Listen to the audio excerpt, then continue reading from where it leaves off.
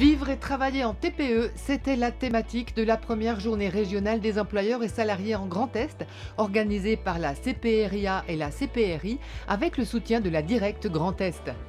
Au menu de cette journée, conférences et tables rondes, ateliers et présentations d'outils pour parler concrètement des problématiques qui concernent les actifs du monde de la très petite entreprise et qui sont au cœur de la mission de la CPRIA.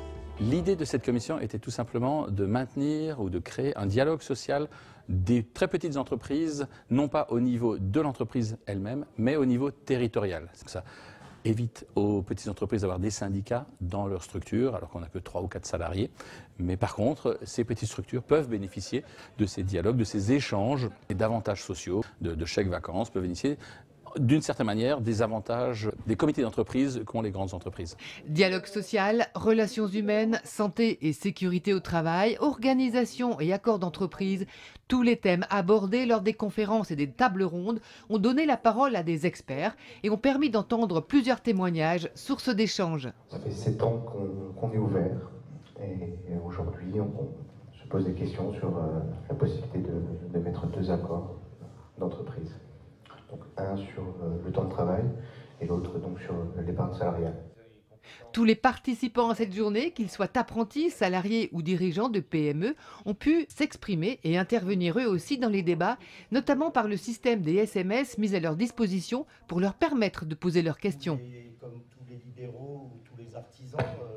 Pour mettre en lumière, avec humour, des situations vécues dans les entreprises, la matinée a été émaillée de sketchs préparés par la troupe Esta Webster.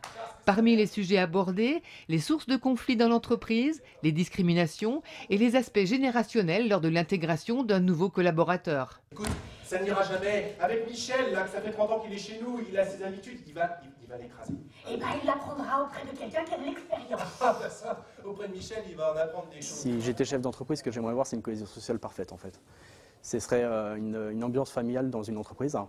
Même une grande entreprise, hein. Mais j'aimerais que ce soit quelque chose où tout le monde soit à l'écoute des autres, hein.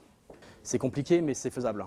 Parce qu'il faut quand même être tolérant de l'autre, en fait, hein. Parce qu'on avance tous à des rythmes différents, il faut apprendre de l'autre, et puis il faut que l'autre apprenne de nous. Le seul moyen de ne pas avoir de problème de personnel, c'est déjà de garder son personnel.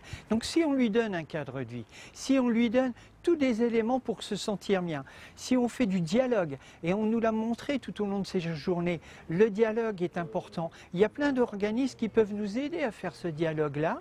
Ils resteront avec nous, et nous, on sera gagnants, et eux seront gagnants. À côté des ateliers et des conférences de cette journée des employeurs et salariés du Grand Est, plusieurs animations ont aussi été mises à disposition des participants. Un village des partenaires qui proposait outils et solutions, des démonstrations et un quiz concours.